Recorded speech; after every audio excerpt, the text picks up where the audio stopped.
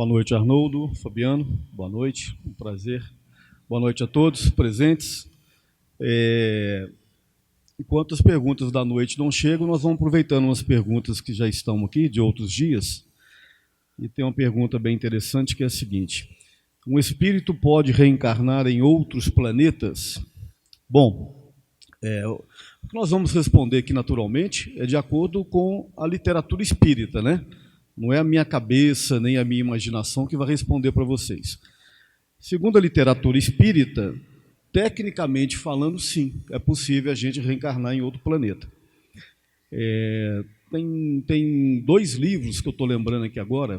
O primeiro se chama Caminhos da Luz, da autoria do Espírito de Emmanuel, e o outro é Os Exilados de Capela, Edgar Armand.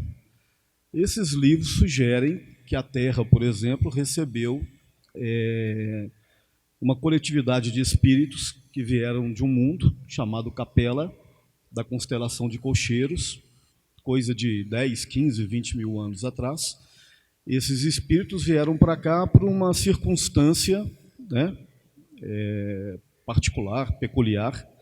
Esse mundo, né, esse planeta, passava por um período de transição. Ele deixava de ser um mundo de expiações e provas para ser um mundo de regeneração. É mais ou menos o que está acontecendo com a Terra hoje. E essa coletividade de espíritos, né, que estavam ainda endurecidos no mal, digamos assim, eles foram convidados a encarnar na Terra. Então, como eu disse, tecnicamente falando, é possível. Agora, como que se dá essa transmigração de espíritos, eu desconheço.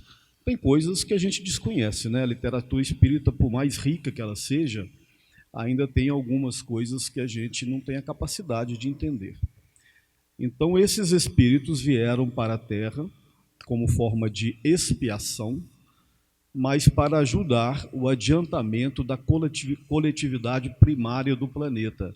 Essa enxertia entre espíritos mais evoluídos intelectualmente, mais devedores moralmente, com os espíritos primitivos da Terra, ajudou, né, o progresso do planeta e o caminhar tanto dos espíritos devedores quanto dos espíritos primitivos, digamos assim.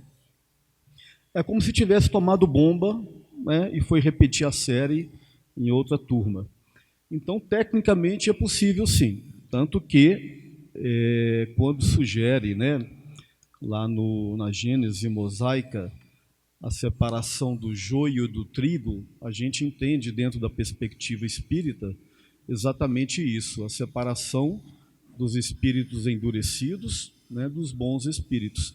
Porque a Terra, estou citando a Terra porque é onde nós habitamos, a Terra vai evoluir, independentemente dos espíritos que estejam aqui.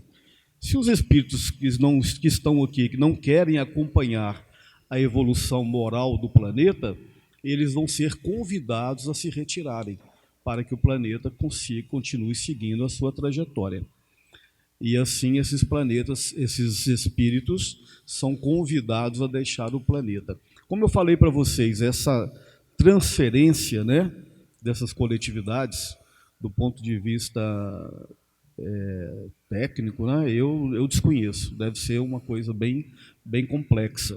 Inclusive, no livro A Caminhos da Luz, sugere que essa coletividade, quando chegou à Terra, ela ficou um período muito grande, né, próximo da Terra, para adaptar-se à energia do planeta, questões fluídicas do planeta, para modelar o corpo espiritual destes espíritos, para que finalmente eles pudessem reencarnar aqui. Então, são situações que, segundo a literatura espírita, são complexas, mas, tecnicamente, é possível, sim, reencarnar em outros mundos, em outros planetas. É isso, Arnoldo. Boa noite a todos. Estou gostando muito de frequentar o Centro Espírita Jesus de Nazaré, mas fico na dúvida com relação à reencarnação. Que bom que está gostando de frequentar. Para nós é um prazer podermos estarmos aqui juntos, estudando a doutrina espírita, estudando o Evangelho do nosso querido Mestre Jesus. Com relação à reencarnação, é um progresso que realizamos pela pluralidade das existências. Nesse momento, aqueles de nós que estamos encarnados, estamos passando pela experiência, pelo dom da vida e pela oportunidade de estarmos aqui mais uma vez, buscando a nossa redenção espiritual. Décadas atrás, estávamos nós na erraticidade, vivendo uma existência fora da carne. E esse processo, ele se renova. É a lei de progresso, que é uma lei universal.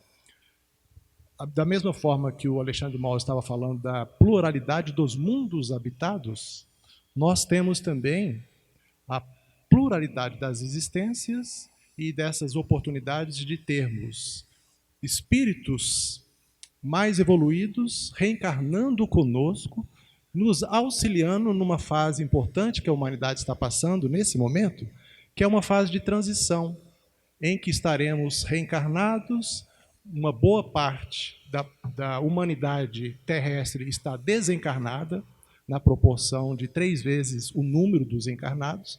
Então, essa interação que existe entre essas duas humanidades, que estão ora reencarnada, ora desencarnada, essa interação, essa influenciação, esse processo mútuo de crescimento é importante. Então, esses espíritos superiores que receberam de Deus, com a tutela de nosso querido Mestre Jesus, a incumbência de encarnar, muitos deles encarnando pela primeira vez, vindo de mundos ditosos, mundos superiores, encarnando conosco para fazer a humanidade terrestre avançar nas concepções morais e éticas.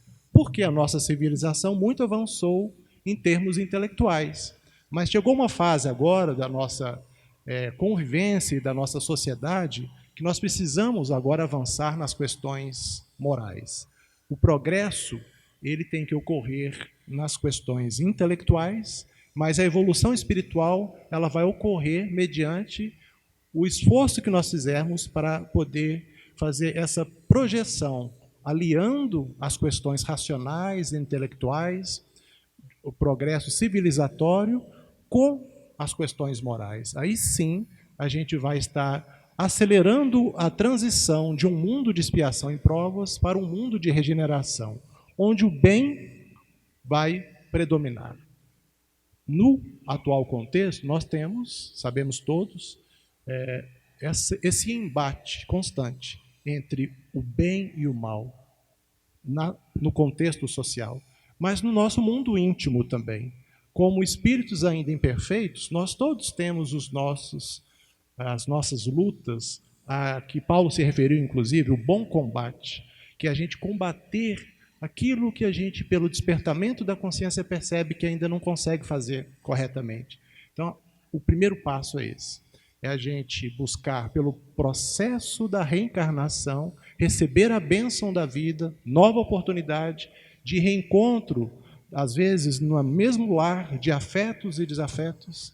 Nós temos também aquelas famílias que predominam o afeto, mas, via de regra, sempre tem aquele contexto, às vezes, em que a gente vai encontrar pessoas se reencontrando que necessitam estar juntas pelo processo da reencarnação para poder, então, juntamente eliminarem, ou melhor, a palavra eliminar não, puderem construir esse processo de progresso espiritual e redenção. Então, quando ela fala que ela tem dúvidas sobre a reencarnação, na verdade, aqui ela não assinou, eu não sei se é homem ou mulher, mas a caligrafia está tão bonitinha aqui que eu penso que deve ser mulher, né? Mas a reencarnação é isso. A reencarnação é uma oportunidade, é uma bênção. Nós estamos reencarnados. Então, a gente tem que aproveitar essa oportunidade. Despertar, buscar como meta principal nas nossas existências o progresso intelectual, a evolução espiritual. Que a gente coloque como condição subsidiária, acessória, em segunda instância, o progresso material. Tudo bem que a gente vai buscar a subsistência, a importância da gente buscar o nosso progresso também material, mas aliando as questões espirituais. Não há mais tempo a perder. Nós não podemos mais focar as nossas existências só na conquista do que é passageiro, efêmero. Então, a reencarnação é para isso. É a gente despertar para a necessidade de progredir, reconhecendo que essa é, sem dúvida, uma das várias reencarnações que a gente já teve. Centenas de milhares de reencarnações. E como espíritos imortais teremos também, pela eternidade, novas oportunidades de reencarnação. Muito bem. Olá, boa noite. Minha mãe faleceu há quase um ano, meu pai há 11 anos. Há um mês ando sonhando com eles. Pode ser algum tipo de contato? Olha, é difícil para mim responder, né? São perguntas assim de foro íntimo, né? Mas pode, naturalmente, que sim. Também, segundo a literatura espírita, a gente entende que isso é mais comum que nós imaginamos. As pessoas que nós gostamos, que nós amamos, né? Tanto dessa existência, dessa vida, quanto em outras, a gente não perde esse contato, né? Mesmo que estejamos em momentos diferentes, um encarnado, o outro desencarnado, através do laço da afinidade, da simpatia e do amor, nós nos conectamos. Por exemplo, um filho seu que mora lá na China, na Europa, Estados Unidos, você não deixa de estar em contato com ele e de amá-lo, né? Mesmo que ele esteja numa distância bem longa. E assim também é com relação ao mundo espiritual. O mundo físico e o mundo espiritual, eles não estão desconectados, pelo contrário. Há uma sinergia permanente, né? O que acontece é que nós, mergulhados nessa estrutura física, nós não temos olhos para ver, né, e para sentir o mundo espiritual como deveríamos. Então, nós muitas vezes não os vemos, né, não os sentimos, mas permanentemente eles estão em contato conosco. E o sonho, né, os sonhos, o sonho, são muitas vezes experiências reais. Podem ser também experiências emocionais, né? Você esteja fragilizado, passando por alguma dificuldade emocional e sentiu falta da sua mãe, do seu pai e começou a sonhar com eles. Mas pode ser, sim, também uma experiência real, né? Que acontece frequentemente. Vou emendar uma outra aqui, rapidinho. Um espírito pode morrer ou acabar definitivamente? Segundo nós estudamos e aprendemos, não. Segundo nós aprendemos, o espírito ele é imortal. Ele tem o momento de nascimento, através ainda de um mistério, né? Fomos criados, segundo dizem, pelo Criador, simples, ignorantes e perfectíveis. Simples na nossa estrutura atômico-molecular, ignorantes porque não tínhamos conhecimento, e perfectíveis porque somos passíveis de perfeição. E vamos desenvolvendo através dos múltiplos processos reencarnatórios, como o Fabiano colocou. E a trajetória do espírito, ela é infinita, então ele não morre. O que morre naturalmente é o corpo físico, o corpo é destrutível. Nós temos uma tríade: espírito, perispírito e corpo físico, quando estamos encarnados.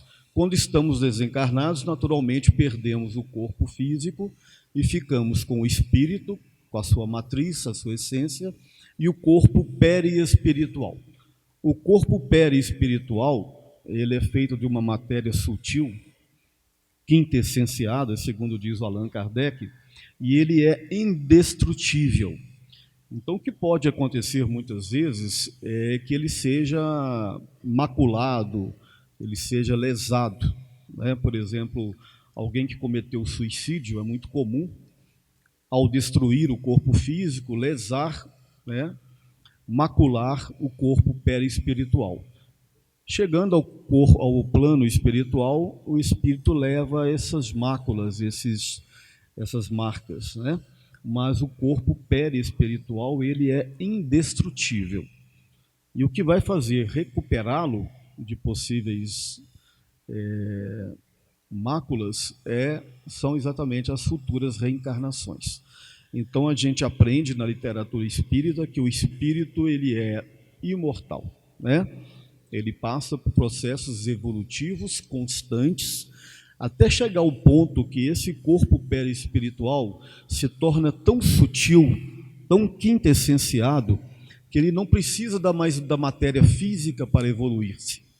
Ele já evoluiu do ponto de vista da construção intelectual e moral, que consequentemente tem ressonância na sua composição frequencial, que chega num ponto que ele não precisa mais reencarnar, ele não tem necessidade da carne. E ele continua a sua trajetória em planos diferentes do que o plano físico que nós aqui estamos. Então é isso que nós acreditamos. Com você. Boa noite. Gostaria de saber o que a espiritualidade acha da doação de órgãos depois que a pessoa desencarna. Obrigado. Todos nós, quando estamos na erraticidade, prestes de passar pelo processo do restringimento perispiritual e de sermos unidos magneticamente, depois que há a fecundação do óvulo pelo espermatozoide, então somos unidos ao útero de nossa mãe, nós auxiliamos e nós disparamos o processo com as nossas necessidades de reencarnantes, nos aproveitamos da genética dos nossos pais e vamos, então, projetando naquela divisão celular as nossas necessidades. Então, nós vamos nascer, alguns nascem sem defeitos congênitos, outros podem nascer com defeitos de nascença. Independentemente disso, se algum órgão nasce com problema ou não, quando nós reencarnamos, crescemos, nós atingimos a maturidade e o discernimento necessário para fazer a opção ou não pela doação de órgãos, nós estamos no momento crucial da humanidade. Qual seja, nós temos aproximadamente 35 mil pessoas nas filas de doação de órgãos para receber um rim. 35 mil pessoas esperando um rim. Nós temos milhares de pessoas esperando doação de fígado, de coração, de córneas. São órgãos que podem dar a sobrevida para aquele paciente que se encontra numa fila à espera da doação e que provavelmente a condição que ele nasceu, que disparou o processo do adoecimento no corpo e fez com que ele precisasse, então, da doação de um órgão para continuar vivendo na atual existência, é, sem dúvida nenhuma, um processo provacional. Todos nós que precisamos da doação de um órgão, precisamos rever muitos valores, rever muitos pensamentos e atitudes nossas. Por quê? Porque, às vezes, a enfermidade, estando na mente, se projeta no corpo físico. E nós precisamos entrar numa dessas filas. Então, nós temos, de um lado, aqueles que podem doar e, de outro lado, aqueles que precisariam estar recebendo. E aqui vem também uma necessidade da gente, graças à doutrina espírita, que é uma doutrina, uma filosofia espiritualista, ela nos ensina, igual o Alexandre estava falando agora há pouco, da nossa condição de espíritos imortais. Nós tivemos o momento de nossa criação.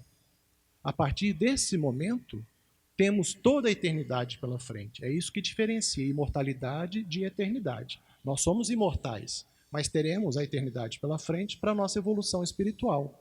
Então, a partir do momento que a doutrina espírita nos ensina que esse processo, essa lei de progresso que fala que deveremos nascer, viver, que deveremos morrer, renascer de novo e continuar pela eternidade, progredindo, vai trazer para nós, pouco a pouco, esse despertamento, essa consciência de que somos espíritos.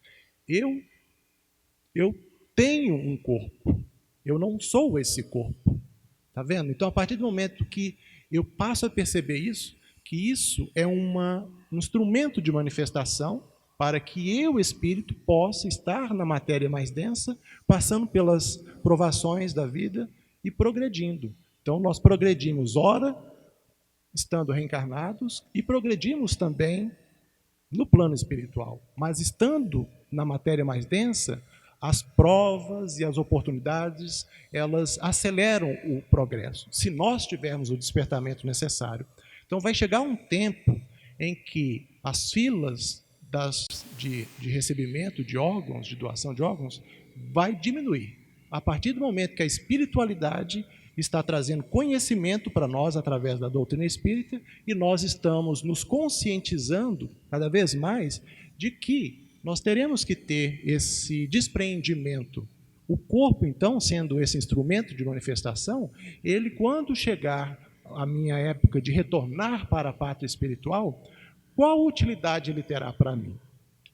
Segundo as leis da matéria, as leis físicas, químicas, biológicas, este corpo, que ainda em vida, com a morte cerebral, por exemplo, mas o corpo com funcionamento orgânico regular, eu já não teria mais condição de me aproveitar deste instrumento. Mas aquelas pessoas que estão nessas filas aguardando poderiam.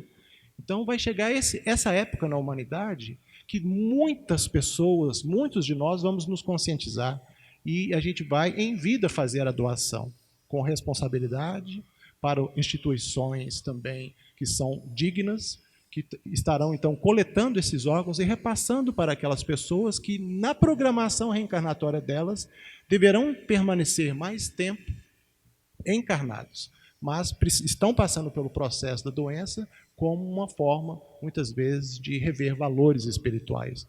Tudo que acontece na vida tem a razão de ser. Então, se eu preciso de um órgão, é porque ali tem algo me ensinando a necessidade de buscar mais a espiritualidade, de não viver a vida muito buscando só as coisas da matéria. Então, a doação de órgãos, ela, para a doutrina espírita, tem essa importância fundamental, que é um despreendimento, é uma doação, é realmente ajudar um irmão para algo que eu mais não terei como utilizar, principalmente quando vem pela morte cerebral. Ok? Muito bem. O espiritismo e a doutrina espírita são a mesma coisa? Como diferenciar? As duas coisas conversam entre si, mas não são exatamente a mesma coisa, não. Vamos entender. O espiritismo é o fenômeno, né? Então, é um fenômeno de todos os tempos, desde quando existe humanidade, existem espíritos encarnados, existem espíritos desencarnados, e quando essas duas coletividades conversam entre si, então, naturalmente, você tem o espiritismo. Então, o espiritismo é o fenômeno. Se você buscar na história de todas as coletividades, desde as mais antigas, né, das grandes civilizações e tal, você vai ver manifestações espirituais em todas elas. Você vai ver na história dos egípcios, os egípcios conversavam, né, com o sagrado e tal, os brâminas, né, os hindus, os budistas, enfim, todas as civilizações antigas, os gregos, todas as civilizações antigas, você vai ver histórico de fenômenos espirituais. Então vamos pegar aqui na nossa cultura, né, a cultura judaico-cristã, que é a que nós mais temos acesso. O Antigo Testamento. O Antigo Testamento está recheado de passagens que sugerem fenômenos mediúnicos, né? Tirando aqueles que são citações metafóricas, né? Outros tantos são fenômenos mediúnicos. Vou dar aqui alguns exemplos. Por exemplo, quando Moisés tira o povo hebreu do cativeiro do Egito e leva esse povo para a terra prometida, né? Nesse caminho, tanta coisa aconteceu, ele sobe lá ao Monte Sinai e desce com os 10 mandamentos, né? Segundo diz a história, ele desce com uma pedra escrita 10 mandamentos ali. Tá. Então vamos partir do princípio que isso tenha sido verdade. Um fenômeno espiritual. Nós chamamos de pirografia, não é isso? É a ação do fogo na matéria. Então, é um fenômeno espírita. Quando Moisés abriu o mar vermelho para o povo hebreu passar. Vamos supor também que seja verdade. Eu, particularmente, eu acho que não foi bem assim, não. Eu acho que foi quando a maré desce, né? Tem inclusive sugestões assim.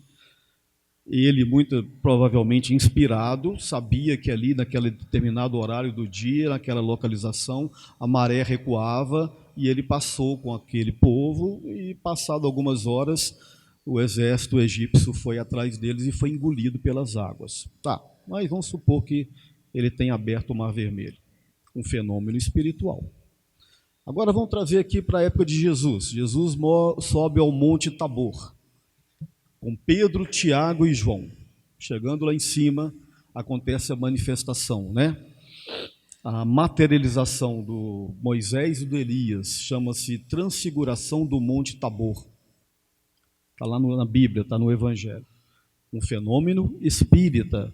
Moisés e Elias se materializam, aparecem para os 3 discípulos, né? É um fenômeno que a gente chama de transfiguração ou de materialização de espíritos.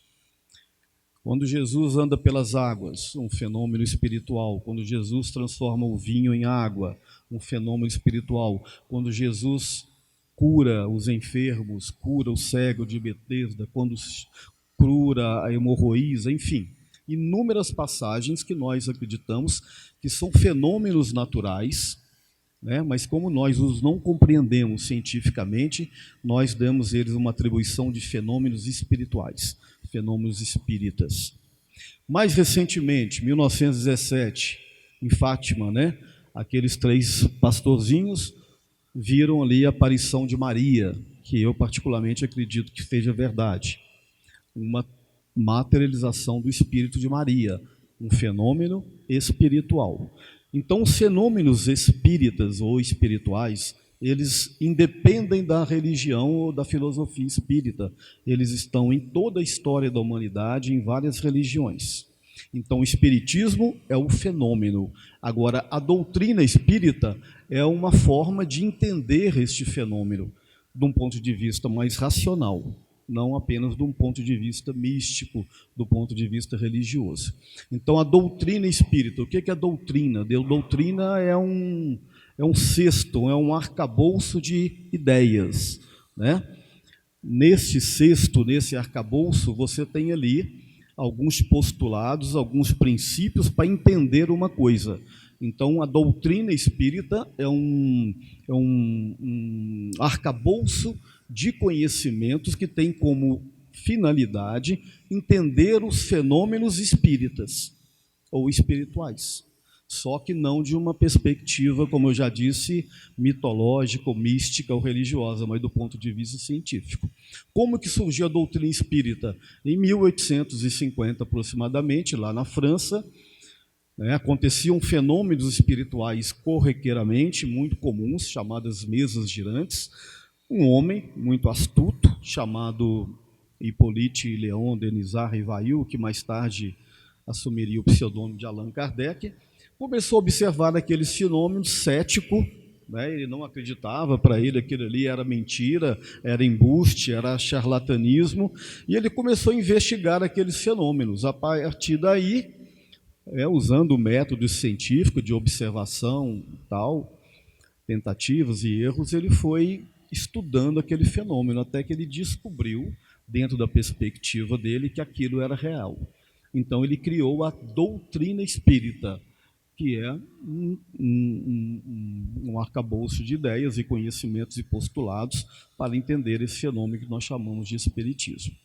E o espiritismo ele pode acontecer em todo lugar. Ele acontece no meio de ateus, no meio dos protestantes, no meio dos católicos, lá na religião muçulmana, na religião budista, hinduísta, enfim. É um fenômeno da natureza. O espiritismo é um fenômeno da natureza. A doutrina espírita, como eu já disse, é uma forma de entender esse fenômeno.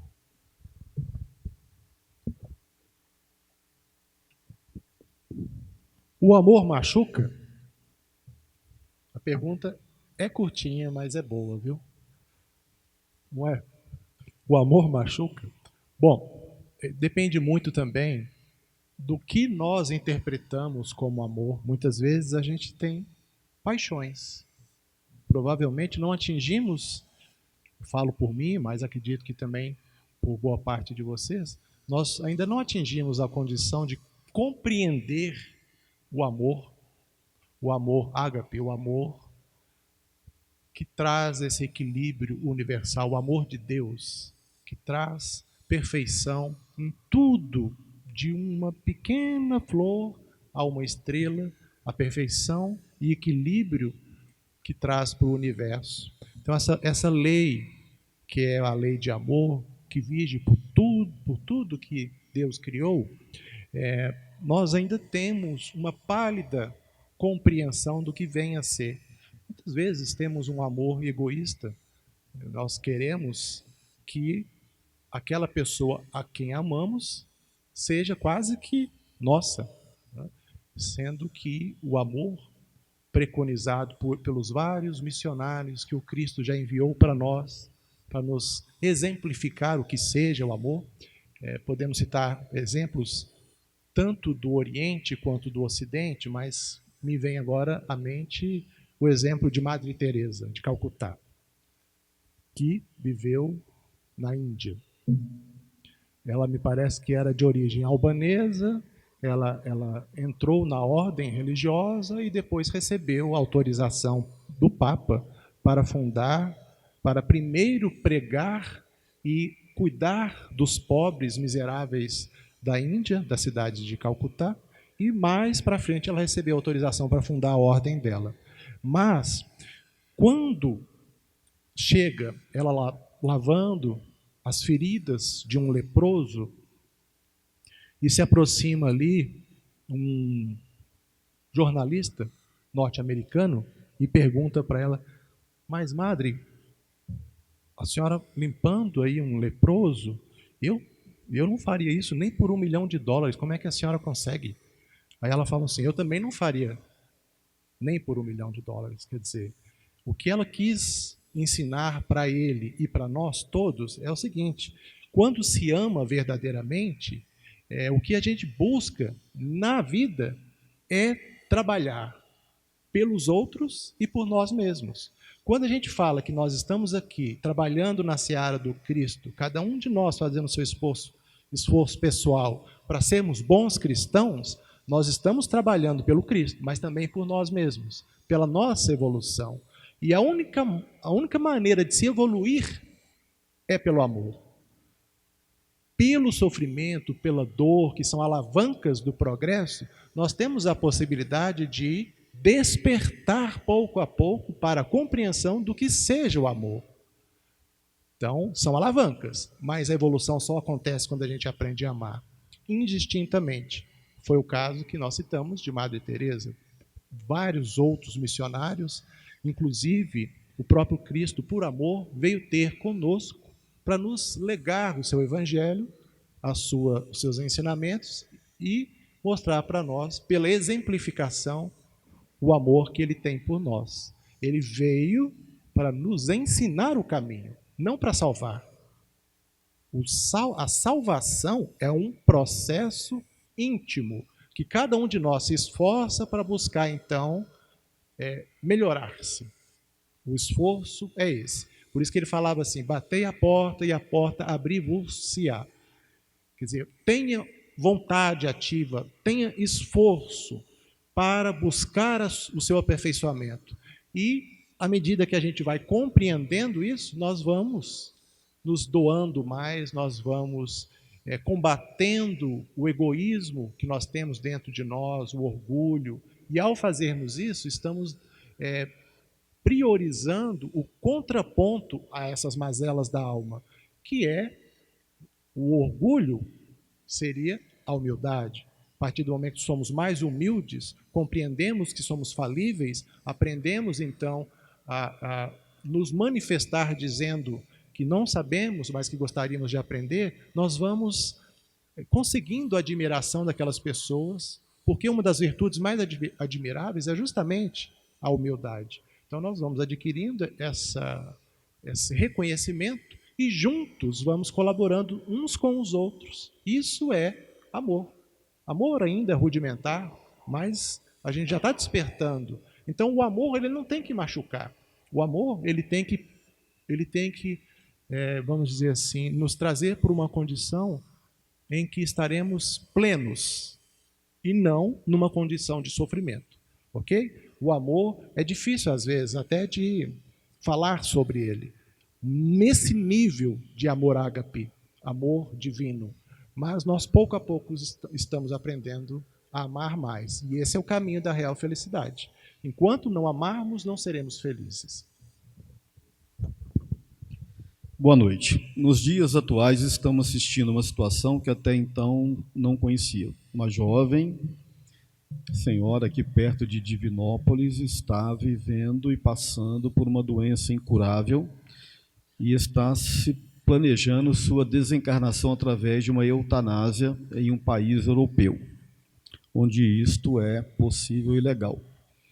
Todos nós estamos assistindo este assunto. Pergunto se este procedimento é aprovável, se é provável, segundo o Espiritismo, ou também considerado um suicídio. Obrigado. Pergunta muito boa. Bom,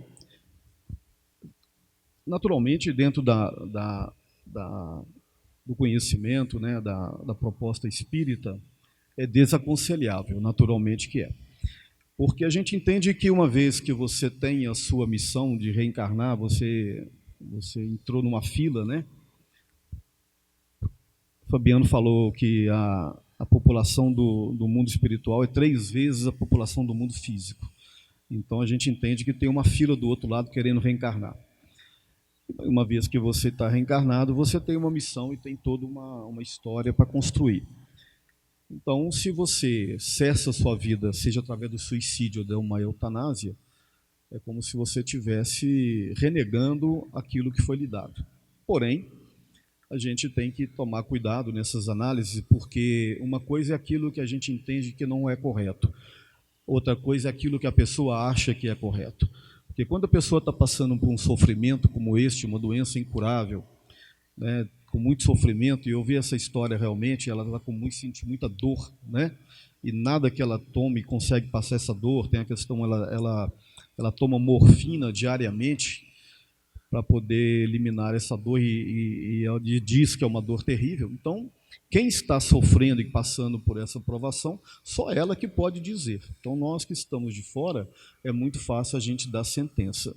A doutrina espírita, ela não é condenatória, em momento nenhum ela diz que é sim, é assado, faça isso, faça aquilo, não. A cada um conforme as suas obras. O Espiritismo coloca, né, as suas ideias, coloca os seus princípios, seus valores, né, e cada um, dentro do seu merecimento, do seu conhecimento e das suas provas, é que vai fazer a escolha. Então, por exemplo, uma pessoa com depressão em último estágio, né?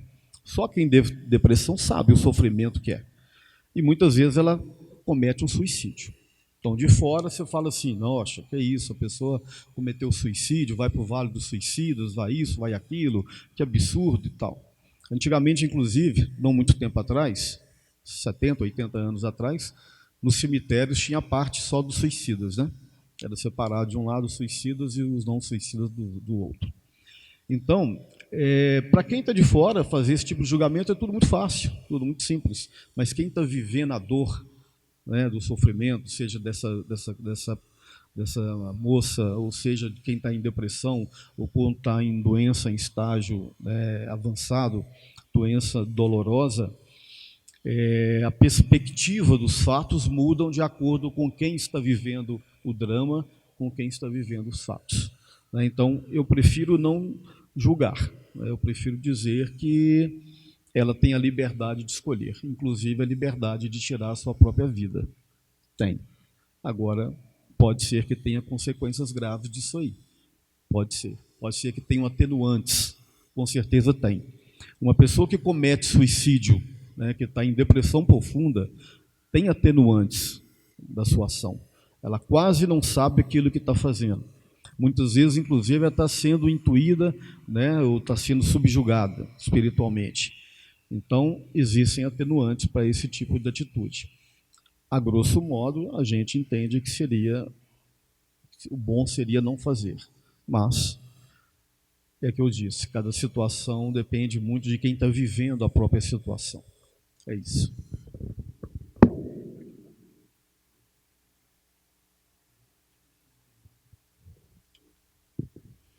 Boa noite. Porque nem todas as mulheres conseguem ser mãe, dar luz, problemas físicos, espiritual ou porque não merecer a maternidade? Obrigado. Numa das nossas perguntas anteriores, a gente abordou um pouco dessa questão, né? Quando você tem uma existência. Na nossa condição, ainda de espíritos que estão numa condição mais próxima das nossas origens do que daquela destinação a que todos nós estaremos caminhando, que é a evolução e o atingimento de um estado de pureza. Mas nós estamos a meio caminho ou um pouco mais próximos das origens, cheios ainda de defeitos, tomando decisões muito pelo instinto, pelos desejos. Então, essas condições de uma inferioridade ainda parcial nos levam a, pelo um dos atributos mais importantes do espírito, que é o livre-arbítrio, que é a oportunidade e a capacidade que nós temos de tomar decisões. Então, a todo momento nós fazemos isso. E nem sempre as nossas escolhas, dentro dos desígnios de Deus, são as mais corretas. Às vezes nós desviamos do caminho da evolução, por infringirmos de alguma maneira as leis divinas. Agora mesmo o Alexandre respondia sobre eutanásia, sobre suicídio. Acredito que sejam infrações às leis divinas quando uma pessoa se suicida. Tenho certeza disso. Então essas decisões equivocadas que a gente vai tomando, aqui no caso está falando da maternidade. Difícil da gente estabelecer e ficar com conjecturas, mas estabelecer uma regra. É óbvio, né? Cada um de nós tem uma trajetória. Todos temos uma personalidade. Mas essa personalidade que recebemos na atual existência, quando os nossos pais nos deram a oportunidade de renascer e nos deram um nome e educação, ela é a consequente de uma série de existências do indivíduo, que cada um percorre um caminho diferenciado.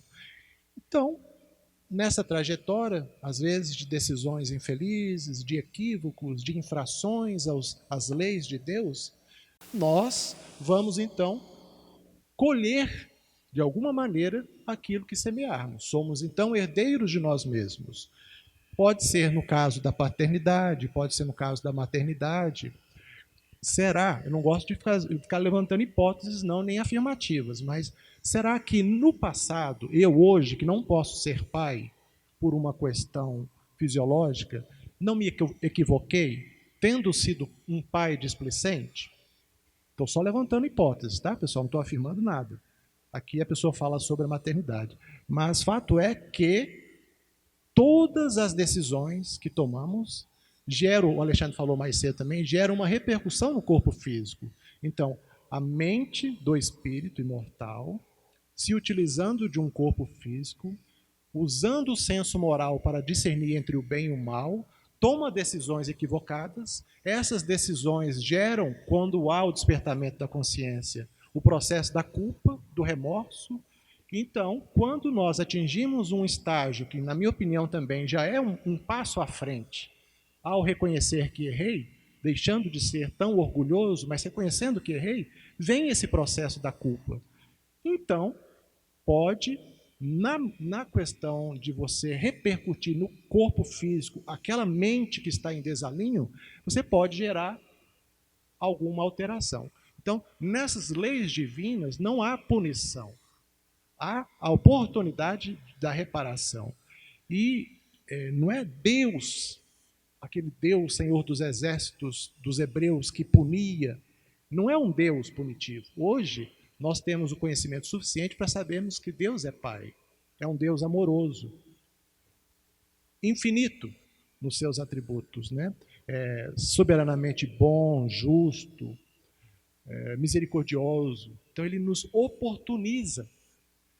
Então, quando eu venho sem essa possibilidade da maternidade ou da paternidade, de alguma forma, esse é um processo de aprendizagem.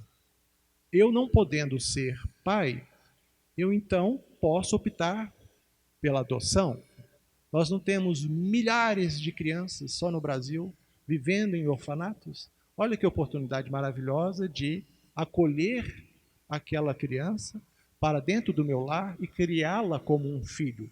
Às vezes não é o filho biológico, mas é o filho que Deus havia destinado para mim, para que eu possa, junto com ele, galgar essa evolução através da doação, do acolhimento, do amor.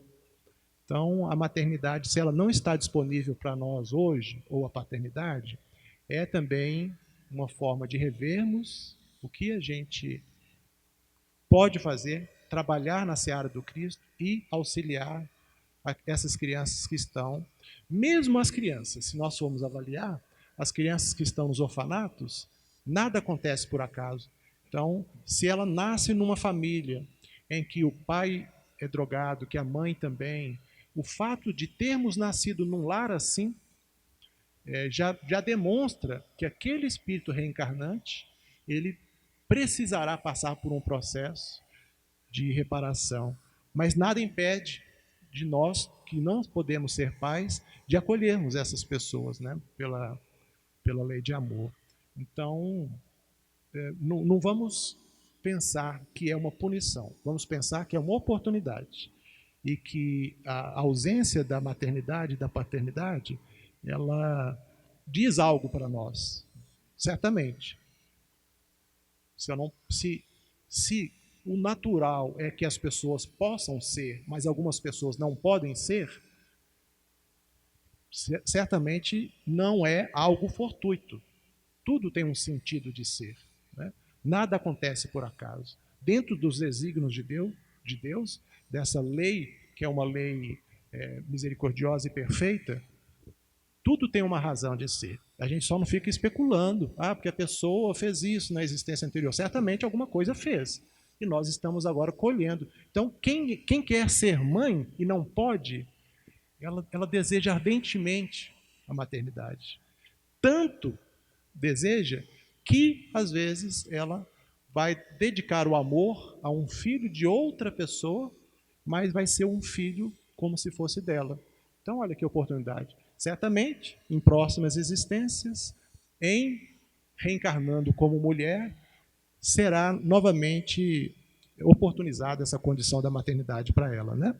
Então, mas hoje também temos a ciência evoluindo, temos muitos tratamentos, a medicina evoluiu muito. Então, podem ser feitos tratamentos que a pessoa às vezes, eu não posso ser, mas com a ciência e com o amor que cobre uma multidão de pecados, como Jesus nos ensina, ele cobre, mas não apaga os pecados.